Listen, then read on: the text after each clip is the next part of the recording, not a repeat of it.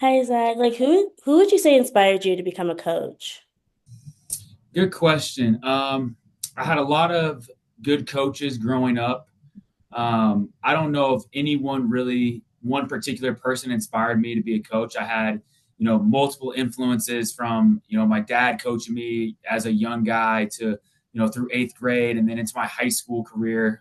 Great basketball coaches there at Berthoud High School, Pete Sheck, my football coaches, Dan McGinn, AAU coaches, Rick Jimenez from the Colorado Titans. So I don't know if there's one, singular person that kind of influenced me and inspired me to coach, but I've had great coaches growing up and they've all made an impact on me one way or another to kind of form me into the coach I am today, from my youth. And then obviously the influence that Coach Boyle, Rodney Billups, the University of Denver, Dan Fickey, all those guys have had on me throughout my career has all played a big influence in my life. And would you say that you would integrate what you've learned from your coaches into what you're going to do at CSU Pueblo? Absolutely, absolutely. I don't think any coach in the history of basketball or any sport kind of comes up with everything on their own, right? You take everything you've learned at every stop, you implement some of them, cut out some other things, and it kind of molds your philosophy. So your philosophy and what you do is really built by other people, and you take what you like and mold it into what you do, and then hopefully we have assistant coaches that come through our program that are fortunate enough to become head coaches, and they're doing kind of the same deal. And through my research on you, I found out that you played football and basketball in high school. Would you say these contributed into your career coaching basketball? Yeah. Yeah, I mean, I'm so big on young athletes playing multiple sports, and balancing their time and teaching them toughness and all of the life lessons it does, right? But um, that's what I look for in recruits. But it really played into my career of being able to do time management, knowing how each sport kind of flows and rotates, and the challenges of each sport and all the things you learn by playing football, which is 11 guys having to work as one, and then basketball, which is a completely different set. You have five guys on the court, and every guy has their own strength, and blending some of those different unique things together as a player, and then making yourself realize that as a coach of trying to put yourself in your players' shoes of what they're going through. I think any playing experience plays dividends as you go through life. Tim, do you have any questions you want to add to that? Tell me what kind of transition is it going to be going from Division One in Colorado, going back to Division 2 and at CSU Pueblo? Yeah, I don't think it's as big of a transition as everyone on the outside thinks. Right, coaching basketball is coaching basketball.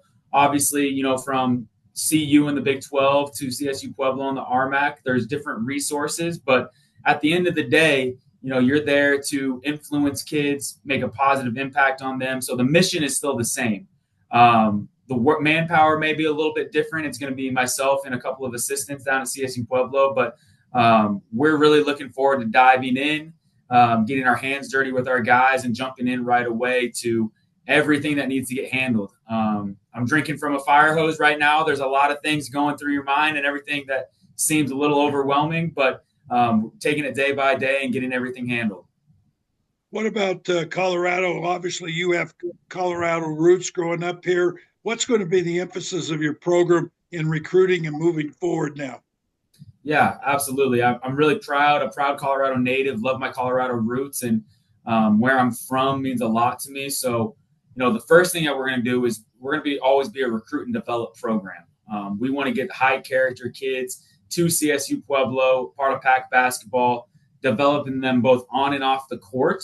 But we're going to recruit Colorado. That's going to be a main priority for us. And then, the surrounding states of including Texas, California, Kansas, Nebraska, all of these surrounding states that have talent, we're going to recruit those as well. But we want to make sure we're getting the best Division 2 talent in Colorado and making them part of the pack.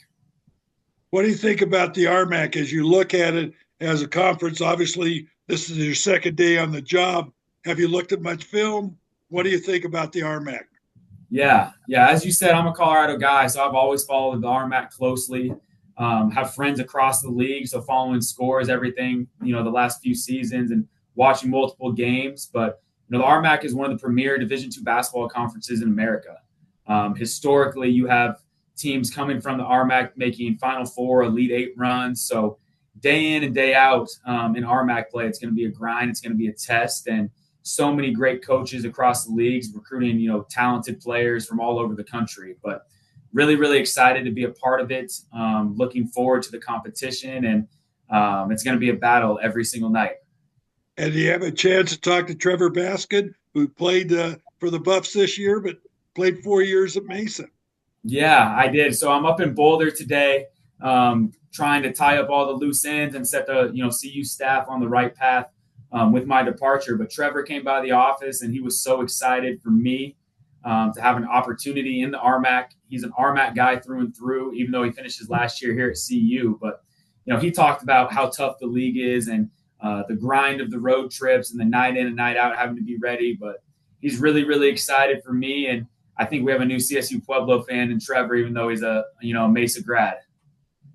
You've been on the job a couple days. What do you think about the talent that is down there right now? And then what is your plans to recruit to supplement what's already there in the school? Right. Yeah. Hoping to get on the court with the guys later this week. But, I've dove into film. I have player development plans ready for the guys. There's talent at CSU Pueblo. I love our core guys that we have. There will be opportunities, as is in the college landscape now, of supplementing your roster this spring. So we'll be in the transfer portal. We'll be evaluating JUCO guys. And for us, it's really about finding the right fit. We're trying to build a culture at CSU Pueblo basketball and bring in the right guys to protect that culture day in and day out. So anybody that we're recruiting, we feel is going to be a culture fit. We're going to go after them hard. And but there's not a ton that we need to get. I'm fairly confident in that, and love the core group of guys that we have. Have you ever competed in Pueblo? Obviously, you've been down there doing, but have you ever played a game at Masari Arena? I haven't. No, I'm extremely excited to get in Masari. I haven't. I've been to football camp down there at CSU Pueblo when I was in high school, but I haven't had the chance to play basketball in Masari. So when I'm able to get on the court with the guys this week, it'll really be my first chance to be on the hardwood in Masari, and I'm fired up about that opportunity and can't wait to get on the court.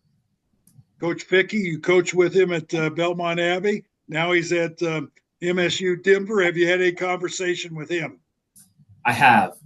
Dan Fickey is one of the most influential people in my life, one of my closest friends. He was in my wedding, took a chance on me to take me to Belmont Abbey, his first time as a head coach, and was his right-hand man there. So, me and Dan talk 3 to 4 times a week. So it's kind of stayed on schedule with everything that we usually do, but it's been really cool to have his support through the hiring process and the interview process. And then now that I have the job, to have someone to lean on that's in the league, that is familiar with me and, has been through it. So he's had great advice the last couple of days as I kind of embark on starting this journey. And I'll definitely hope to keep it going with him. And, there's only one night of the year that we're not going to be cheering for each other.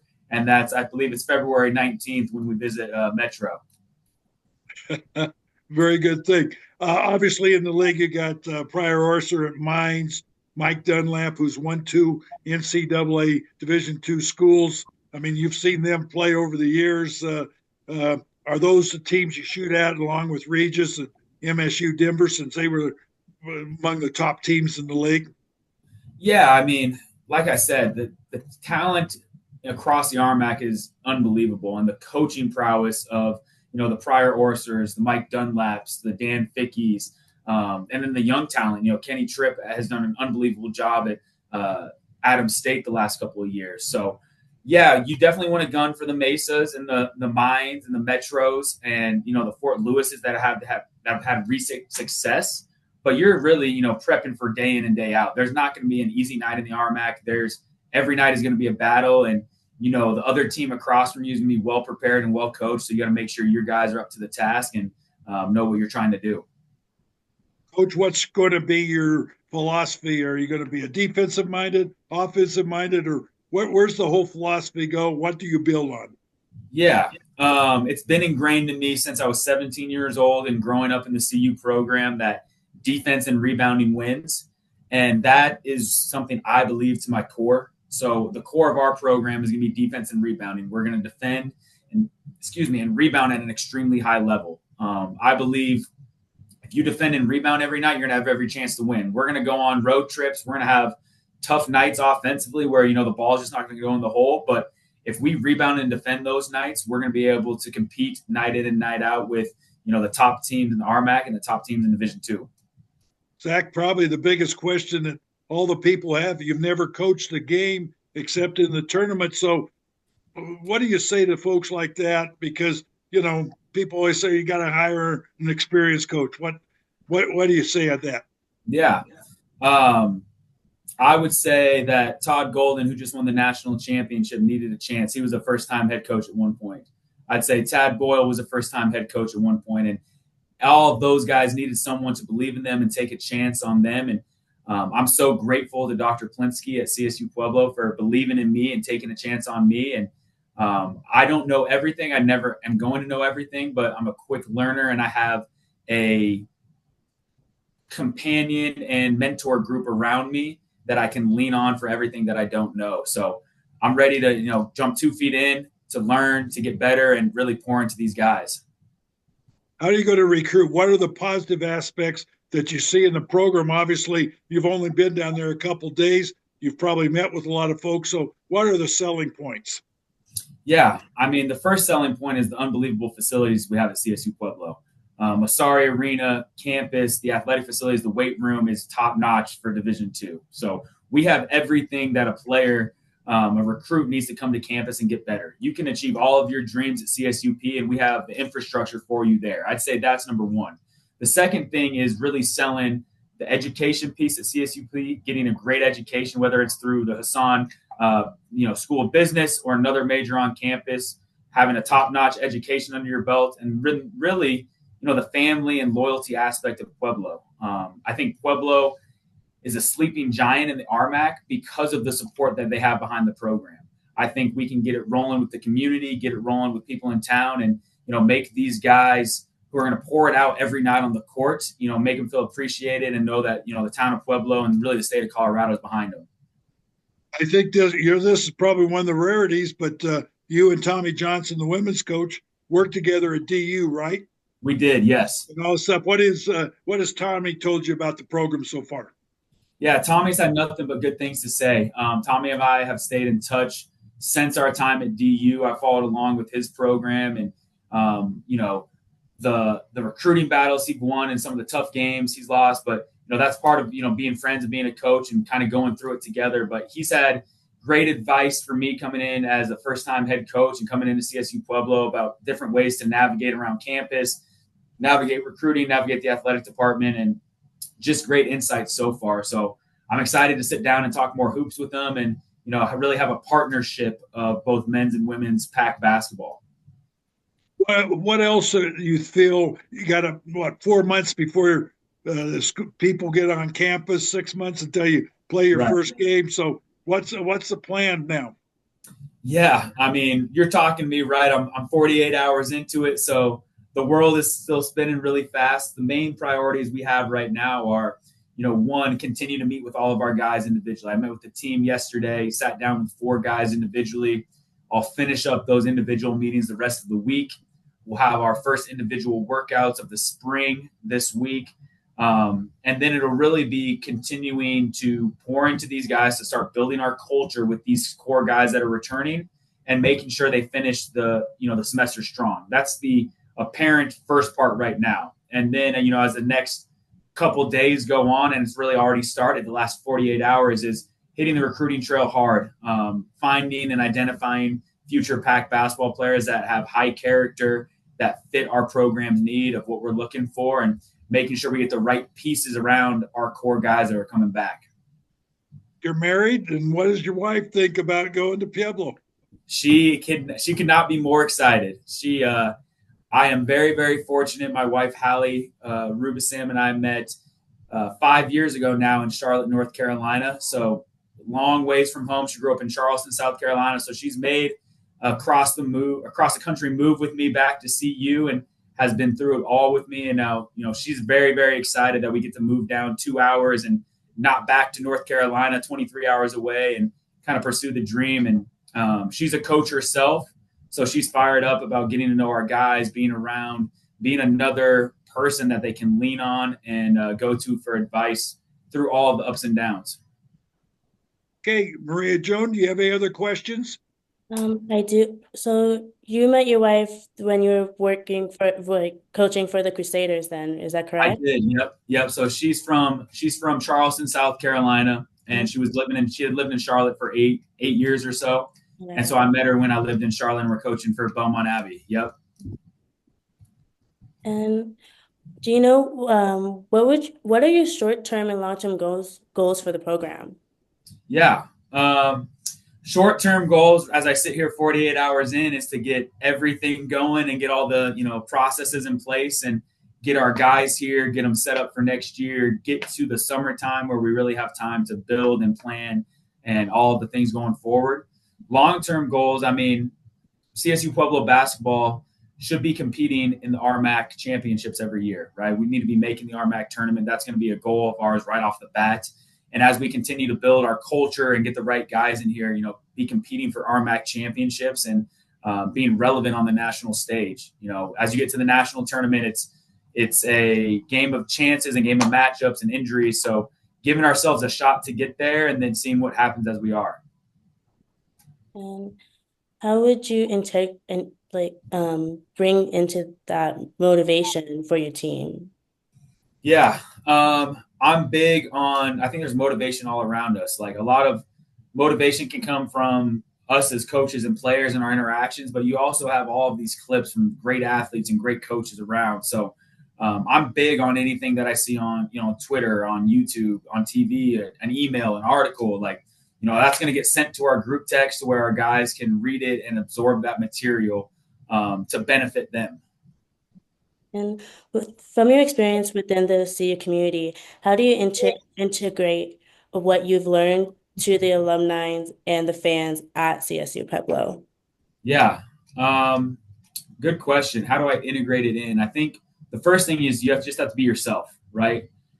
Who I am is a form of everything, all of my influences around me, right? From the time when I was, a kid playing basketball and football to now, a student manager, all of those. So taking all of those into who I am and then really, just being genuine and pouring out all of those instances and, learning experience I've had to make a positive impact on everyone else. Thank you. Absolutely. Thank you. Anything you'd like to add and so forth with this interview? Something we missed? Obviously, I heard about your honeymoon in Hawaii, and didn't you have Yeah, some kind of disruption there? we did. We did. So my wife and I got married in August of 2023. And my parents' wedding gift to us was actually a timeshare week in Hawaii. So we got to go to Hawaii we're going to Maui for our honeymoon. And that unfortunately was the exact same times as the Maui wildfires, right? A very devastating, unfortunate event, natural disaster in Hawaii that affected a ton of lives in the city of Lahaina. But yeah, so the story goes, right? We got in the night before, got to the hotel, we're all settled in. And the morning where the fire started, we were headed off to the other side of the island to do the Road to Hana, which is, an all-day type of excursion. It's dirt roads, it's waterfalls, it's, backcountry Hawaii, which is really, really cool. It's no cell phone service, just you and, your new bride kind of a couple days removed from your wedding, enjoying each other's time. So as we finished the Road to Hana throughout, it was a pretty much all day long thing. We put it in our iPhone, like, hey, we need to get back to the hotel. We need to figure out which way to go. And it says, oh, you can't go this way, right? And then it says, all right, well, let's try to go this way. Oh, this road's closed. You can't go that way. So we get on social media and quickly we find out that a devastating wildfire had been burning in Lahaina. And we were staying just north of Lahaina, and there's really one road to get back up there. So then you kind of go in scramble mode, right? If you've ever tried to go to a concert or book an airline ticket and you're trying to book, and it says, okay, I've got it. And then, nope, someone else has it. I've got it. Someone else has it. That was us trying to get a hotel room for that night. And so we were trying all these different ways to book a hotel room because we weren't going to make it back. And we got so lucky to get a shared house and an Airbnb room in a shared house for a single night. And I don't want to tell you how much we had to pay for that, but because it was crazy times, but it was expensive for that one night to try to get that shared house, but we had no other options. So it was a little bit of a hectic night going through that night and not really knowing what's happening on the other side of the island. And didn't sleep a ton. Kind of were waiting for my parents to wake up back here in the States and figure out what we should do. Should we get off the island? And, luckily, my mom woke up pretty early because she knew what was going on. And we talked to her. And Hallie got a notification that said, if you're a tourist and not a local, you need to get off Maui. So then it became, all right, are we going back to Colorado? What are we going to do? And, my mom had the great idea of trying to switch the timeshare week to Kauai. It was going to be a little bit easier for us to navigate and get on a flight. So we jump on, the United app and we're trying to book flights and get on, and we get the last flight off the island for that day. It was like a 4 o'clock flight, had a couple hours to kill, and was the last one leaving.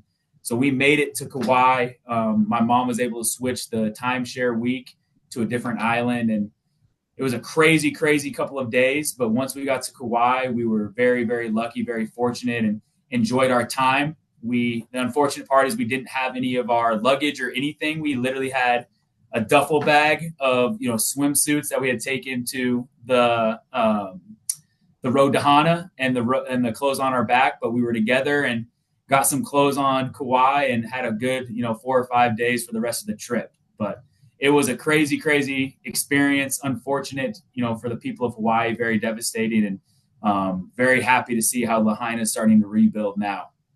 So if you get on a road trip and you get stranded in a blizzard going over the mountains, you know how to handle it, right? Yeah, we know how to handle it. Hopefully we have a couple more changes of clothes than what we brought with us that day, but we have a good way to handle it. And all that stuff. You're talking about road trips and all that stuff. The RMAC went to a Thursday, Saturday format. What do you think about that format? Love it. I think it's the best thing for the student athletes. I think the previous format in terms of the Saturday games were extremely difficult as you travel from, play a 7 o'clock game on a Friday and travel late that night to go into the next spot, and then usually play an afternoon game on Saturday. So I think the day in between is only going to benefit coaches, student athlete experience. It gives you a day in between to shift focus to really close the last chapter of the book, if you will, on the last game. And shift focus onto the next game. So I think it's all positive. I think it's going to really see a large benefit for the student athlete. Okay, Maria Joan, you got anything else? I think that's all my questions. Can I ask you a question off the camera? Yeah, yeah, for sure. Yeah.